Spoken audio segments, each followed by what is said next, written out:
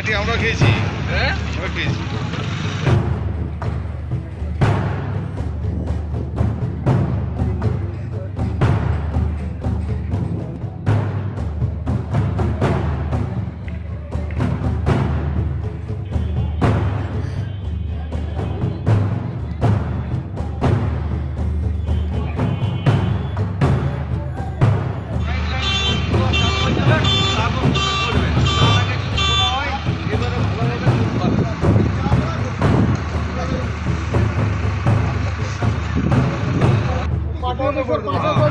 ভালো হয় তোমাকে বলে দিয়ে যতদিন না আমাদের দুটো গ্রামে জল ডুববে ততদিন এবিডিএস পাইপ লাইনের কাজ বন্ধ থাকবে।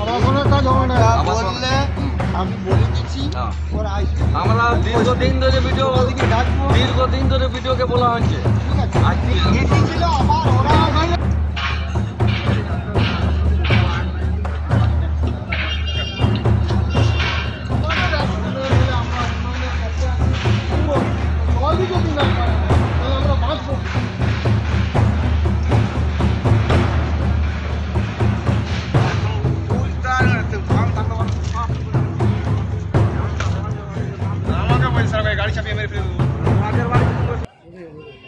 আমাদের একটাই দাবি ছিল, এখানে আবাসন হোক, সিএম প্রজেক্ট হোক, যে কোনো লোক আসুক, যদি এখানে অনেক মানুষ আসে নিশ্চয়ই এলাকার উন্নয়ন হবে। উন্নয়ন হলে আমরা উন্নয়নের পক্ষে আছি।